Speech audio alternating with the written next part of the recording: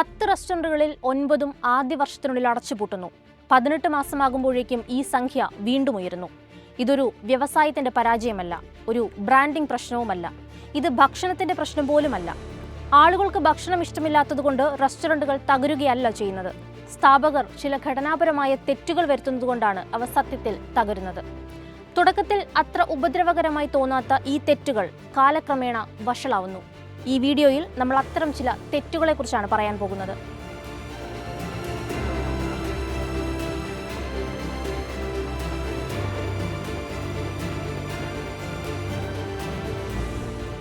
Restaurant വ്യവസായത്തെ പലപ്പോഴും ഒരു ലൈഫ് സ്റ്റൈൽ ബിസിനസ്സായി നമ്മൾ തെറ്റിദ്ധരിക്കാറുണ്ട്. ഇത് വളരെ ക്രിയാത്മകവും ലാഭ താൽപര്യം മാത്രം ലക്ഷ്യമാക്കുന്നതുമായ ഒരു മേഖലയായും കണക്കാക്കപ്പെടുന്നു. എന്നാൽ യഥാർത്ഥത്തിൽ സാമ്പത്തിക മേഖലയിലെ ഏറ്റവും സങ്കീർണമായ ബിസിനസ് പ്രവർത്തനങ്ങളിൽ ഒന്നാണിത്. ഒരു restaurant real estate, supply chain, ജീവനക്കാരെ നിയമിക്കൽ, ഉപഭോക്തൃ അനുഭവം, വില നിർണയ തന്ത്രം, ദൈനംദിന നടത്തിപ്പ് എന്നിവയെല്ലാം ഒരു കുടക്കീഴിലാക്കുന്നു. അതും തെറ്റുകൾക്ക് 1% പോലും സാധ്യത നൽകാതെ. മറ്റ് പല ബിസിനസ്സുകളിൽ നിന്നും വ്യത്യസ്തമായി പരാജയം ഇവിടെ വളരെ പെട്ടെന്ന് വെളിപ്പെടും. പ്രവർത്തനങ്ങളിൽ തകരാറുണ്ടായാൽ ഉപഭോക്താക്കൾക്ക് അത് ഉടനടി മനസ്സിലാക്കാനും സാധിക്കും. അതിനുശേഷമുള്ള പ്രത്യാഘാതങ്ങളും ഭീകരമായിരിക്കും. എന്നാൽ ഇന്നത്തെ സാഹചര്യം കൂടുതൽ സങ്കീർണമാക്കുന്നത് ഉപഭോക്താക്കളുടെ മനോഭാവത്തിലുള്ള മാറ്റമാണ്. അവരുടെ പ്രതീക്ഷകൾ വല്ലാതെ മാറിയിരിക്കുന്നു. വേഗതയും സ്ഥിരതയും ഡിജിറ്റൽ ഇൻ്റഗ്രേഷനും നല്ല അവതരണവും മൂല്യവും എല്ലാം അവർ ഒരുമിച്ച് പ്രതീക്ഷിക്കുന്നു. അതേസമയം ബിസിനസ്സുകാരെ സംബന്ധിച്ചിടത്തോളം ഇന്ന് ചെലവുകൾ വർദ്ധിച്ചിരിക്കുന്നു. നഗരങ്ങളിലെ വാടക വളരെ കൂടുതൽ, ജീവനക്കാരുടെ കൊഴിഞ്ഞുപോക്ക് അതിലും കൂടുതൽ, ഭക്ഷ്യവസ്തുക്കളുടെ വില വർധനവ് പ്രവചനാതീതം.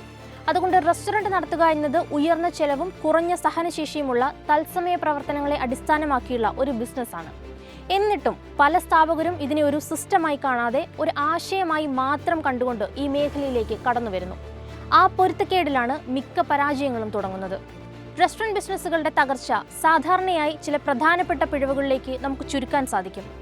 വേറെ ഒന്നുമില്ലെന്നല്ല, പക്ഷെ അതൊക്കെ ഒരു പരിധിവരെ പരിചയം കൊണ്ടും കോമൺ സെൻസ് കൊണ്ടും മാറ്റാവുന്നതേ ഉള്ളൂ. അപ്പോൾ പറഞ്ഞു വന്നതിൽ ഒന്നാമത്തെ പിഴവ് മൂലധനത്തിന്റെ കുറവ് അഥവാ അണ്ടർ ക്യാപിറ്റലൈസേഷൻ ആണ്. പരാജയത്തിന്റെ ഏറ്റവും അടുത്ത് നിൽക്കുന്ന ഒരു കാരണമാണിത്. മിക്ക സ്ഥാപകരും ഒരു റെസ്റ്റോറന്റ് തുടങ്ങാനുള്ള ചെലവ് കൃത്യമായി കണക്കാക്കും. എന്നാൽ അതിനുശേഷം ആ മേഖലയിൽ നിലനിന്ന് പോകാൻ ആവശ്യമായ ചെലവ് വളരെ കുറച്ചു പേർ മാത്രമേ കണക്കാക്കാറുള്ളൂ. എന്താണ് അതിന്റെ പ്രസക്തി? ഏതൊരു റെസ്റ്റോറന്റിനും ഒരു വളർച്ചാ കാലയളവുണ്ട്. ആശയം എത്ര ശക്തമാണെങ്കിൽ പോലും, ഭക്ഷണം നല്ലതാണെങ്കിലും ഉപഭോക്താക്കളെ നേടാൻ അത്യാവശ്യം സമയമെടുക്കും.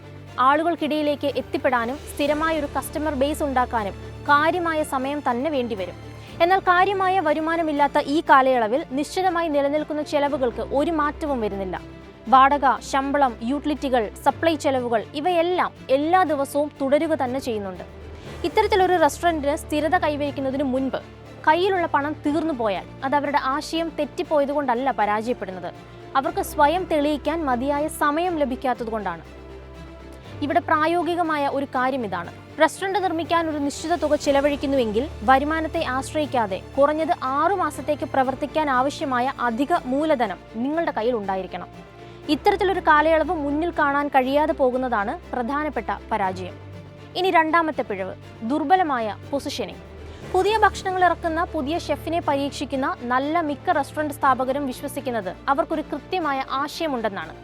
എന്നാൽ യഥാർത്ഥത്തിൽ അവർക്കൊരു ട്രെൻഡിനോടുള്ള സ്വാഭാവികമായ ഒരു ആകർഷണം മാത്രമാണുള്ളത്. മാച്ച ട്രെൻഡിങ് ആയതുകൊണ്ട് ഒരു മാച്ച കഫേ തുറക്കുന്നത് ഒരിക്കലും ഒരു പൊസിഷനിങ് അല്ല. പൊസിഷനിങ് എന്നാൽ നിങ്ങൾ എന്ത് വിൽക്കുന്നു എന്നതിലല്ല, 3 മുതൽ 5 കിലോമീറ്റർ ചുറ്റളവിൽ എന്തെല്ലാം ഓപ്ഷൻ ഉണ്ടെങ്കിലും ഉപഭോക്താക്കൾ നിങ്ങളെ തന്നെ തിരഞ്ഞെടുക്കേണ്ടത് എന്തുകൊണ്ടാണ് എന്നതിലാണ് പൊസിഷനിങ് നിൽക്കുന്നത്. ഇത്തരത്തിൽ വ്യക്തമായ പൊസിഷനിങ് ഇല്ലായ്മ നമുക്ക് കൃത്യമായി മനസ്സിലാക്കാൻ സാധിക്കും. നിങ്ങളൊരു ബ്രാൻഡായി മാറാത്തത്, കസ്റ്റമേഴ്സിനോടുള്ള ആശയവിനിമയം കൃത്യമായി നടത്താത്തത്, നിങ്ങൾ നിങ്ങളെ തന്നെ വ്യക്തമായ ആളുകൾക്ക് മുന്നിൽ കാണിക്കാത്തത്, ഇതൊക്കെ ഈ പൊസിഷനിങ്ങിന്റെ ഭാഗമായി വരും. ചുരുക്കത്തിൽ നിങ്ങൾക്ക് നല്ലൊരു ഉൽപ്പന്നമുണ്ടാകാം, പക്ഷെ അത് ഉപഭോക്താക്കൾക്ക് വീണ്ടും വീണ്ടും നിങ്ങളെ തേടി വരാനുള്ള ഒരു കാരണമല്ലെങ്കിൽ ആ നല്ല ഉൽപ്പന്നം കൊണ്ട് ഒരു പ്രയോജനവുമില്ല. ഇനി മൂന്നാമത്തെ പിഴവ് തെറ്റായ വില നിർണ്ണയം അഥവാ റോങ് പ്രൈസിംഗ്. ഒരു വസ്തുവിന്റെ വില നിർണ്ണയിക്കുക എന്നത് പല സ്ഥാപകരും അത്ര ശ്രദ്ധയില്ലാത്ത രീതിയിലാണ് കൈകാര്യം ചെയ്ത് കാണാറുള്ളത്. മറ്റുള്ളവർ കൊടുക്കുന്നത് പോലെ, മാർക്കറ്റ് ഡിമാൻഡ് ചെയ്യുന്നത് പോലെ, താരതമ്യേന കുറഞ്ഞ വിലയാണെങ്കിൽ ആളുകൾ കയറുമെന്നതുപോലെ, ഇത്തരത്തിൽ പല രീതിയിലാണ് പലരും വില നിർണ്ണയിക്കുന്നത്. യഥാർത്ഥത്തിൽ വില നിർണ്ണയം 3 ഘടകങ്ങളെ ആശ്രയിച്ചിരിക്കുന്നു. നിങ്ങളുടെ ചിലവുകൾ, നിങ്ങളുടെ എതിരാളികൾ, ഉപഭോക്താവിൻ്റെ വാങ്ങാനുള്ള സന്നദ്ധത. അധിക മൂല്യം നൽകാതെ നിങ്ങൾ കൂടുതൽ വില ഈടാക്കുകയാണെങ്കിൽ ഉപഭോക്താക്കൾ നിങ്ങളെ ഒഴിവാക്കും. ഉയർന്ന ചെലവുള്ള ചുറ്റുപാടിൽ നിങ്ങൾ വളരെ കുറഞ്ഞ വില ഈടാക്കുകയാണെങ്കിൽ നിങ്ങളുടെ ലാഭമില്ലാതാകും. വില നിർണ്ണയം എന്നാൽ വില കുറയ്ക്കുകയോ കൂട്ടുകയോ ചെയ്യുക എന്നതല്ല.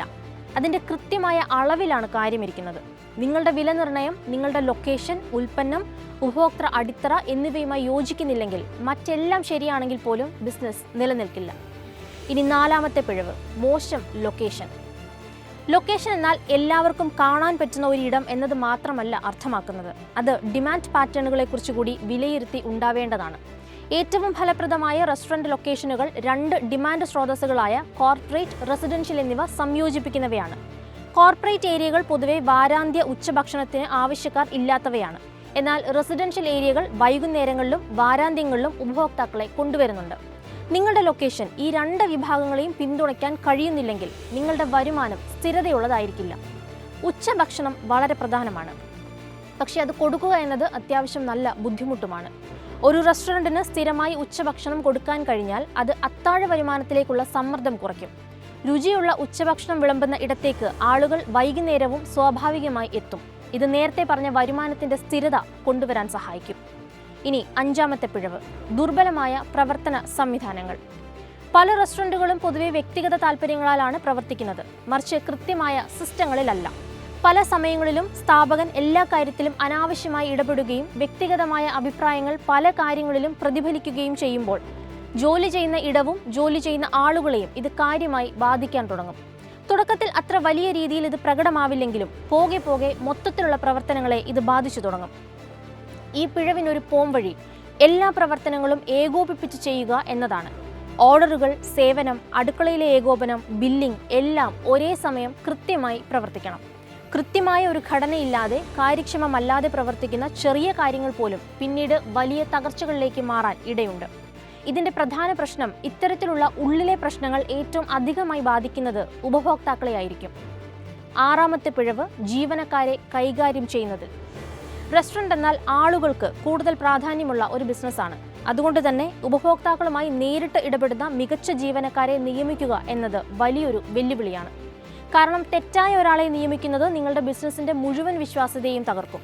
ഇതിനൊക്കെ പുറമെ ഈ വ്യവസായത്തിൽ ജീവനക്കാരുടെ കൊഴിഞ്ഞുപോക്ക് വളരെ കൂടുതലാണ്. ഇത് മുൻകൂട്ടി മനസ്സിലാക്കി മുന്നോട്ട് പോയില്ലെങ്കിൽ പകരം ഒരാളെ വേഗത്തിൽ വെക്കുക, അവരെ കാര്യങ്ങൾ പഠിപ്പിക്കുക, നിങ്ങളുടെ സംസ്കാരത്തിലേക്ക് അവരെ എത്തിക്കുക തുടങ്ങിയ കാര്യങ്ങൾക്ക് ധാരാളം സമയം നഷ്ടപ്പെടും. എക്സ്പീരിയൻസ്ഡ് ആയ ഒരു ഷെഫോ അല്ലെങ്കിൽ ഫ്രണ്ട് ഓഫ് ഹൗസ് സ്റ്റാഫോ ഇല്ലാതിരിക്കുന്നത് ഒരു ദിവസത്തെ മുഴുവൻ പ്രവർത്തനങ്ങളെയും തടസ്സപ്പെടുത്തും. ഇതുണ്ടാവാതെ ഇരിക്കാൻ നിങ്ങളുടെ ജീവനക്കാരെ കൂടുതൽ കാലം നിലനിർത്തുന്നതിനുള്ള വഴികൾ കൂടി ആലോചിച്ചിട്ട് വേണം ഇതിലേക്ക് വരാൻ. ഇനി ഏഴാമത്തെ പിഴവ്, ഉൽപ്പന്നത്തിലെ വൈവിധ്യമില്ലായ്മ. നിങ്ങളുടെ മെനുവിലെ എല്ലാ ഉൽപ്പന്നങ്ങളും വളരെ സാധാരണയായി എല്ലായിടത്തും കിട്ടുന്നതാണെങ്കിൽ ആളുകൾ എന്തിന് നിങ്ങളെ തേടി വരണം എന്നതാണ് ചോദ്യം. ഒപ്പം ആളുകൾ ഇത്തരം സാധാരണ സാധനങ്ങൾക്ക് വില കൂട്ടി നൽകാനും തയ്യാറാവില്ല. മെച്ചപ്പെടുത്തൽ എന്നാൽ മികച്ച ഘടനയിൽ നിന്നോ നല്ല രുചിയിൽ നിന്നോ നൂതനമായ അവതരണത്തിൽ നിന്നോ അല്ലെങ്കിൽ പല തലത്തിലുള്ള അനുഭവങ്ങളിൽ നിന്നോ ആകാം. നിങ്ങളുടെ ഈ ഉൽപ്പന്നത്തിന് ഈ വൈവിധ്യമില്ലെങ്കിൽ വളരെ വേഗം പിന്തള്ളപ്പെടും. ഇങ്ങനെ തിരക്കേറിയ ഒരു കമ്പോളത്തിൽ എളുപ്പത്തിൽ മാറ്റി സ്ഥാപിക്കാവുന്ന എന്തും വേഗത്തിൽ അവഗണിക്കപ്പെടും. ഇനി നമുക്ക് കുറച്ച് കണക്കുകൾ കൂടി നോക്കാം. റെസ്റ്റോറൻറ്റ് വ്യവസായത്തിലെ പരാജയ നിരക്ക് എല്ലാ മേഖലകളിലും വെച്ച് ഏറ്റവും ഉയർന്ന ഒന്നാണ്. ഏകദേശം 90% റെസ്റ്റോറൻറ്റുകളും ആദ്യ വർഷത്തിനുള്ളിൽ അടച്ചുപൂട്ടുന്നു എന്നാണ് കണക്കുകൾ കാണിക്കുന്നത്. 18 മാസമാകുമ്പോഴേക്കും അതിജീവന നിരക്ക് പിന്നെയും കുറയുന്നു.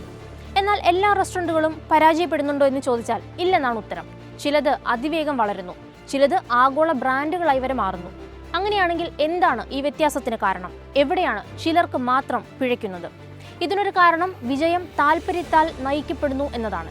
എന്നാൽ താല്പര്യം മാത്രം മതിയാകില്ല, പല താല്പര്യമുള്ള സ്ഥാപകരും ഇപ്പോഴും പരാജയപ്പെടുന്നു. ഇനി മറ്റൊരു വാദം നവീകരണം വിജയത്തിന് ഉറപ്പു നൽകുന്നു എന്നതാണ്. എന്നാൽ നടപ്പിലാക്കാത്ത നവീകരണം വരുമാനമായി മാറുന്നില്ല. പ്രധാന സ്ഥലങ്ങൾ വിജയം ഉറപ്പാക്കുന്നു എന്നൊരു വിശ്വാസവുമുണ്ട്. എന്നാൽ ഉയർന്ന വാടകയുള്ള സ്ഥലങ്ങൾ വില നിർണ്ണയവും ഉപഭോക്താക്കളുടെ എണ്ണവും യോജിക്കുന്നില്ലെങ്കിൽ ബിസിനസ്സുകളെ നശിപ്പിക്കും.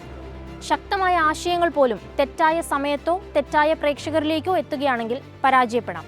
ഇത്തരത്തിൽ വിജയം നേടാൻ സഹായിക്കുന്ന അതേ ഘടകങ്ങൾ തന്നെ പരാജയത്തിനും കാരണമാകുന്നുണ്ട്. ഇവിടെ വിജയിക്കാൻ അങ്ങനെ ഒരു ഫോർമുല ഒന്നുമില്ല. വിവിധ ഘടകങ്ങൾ തമ്മിലുള്ള ശരിയായ യോജിപ്പ് മാത്രമാണുള്ളത്. റെസ്റ്റോറന്റ് വ്യവസായം വലിയ മാറ്റങ്ങളിലൂടെ കടന്നു പോവുകയാണ്.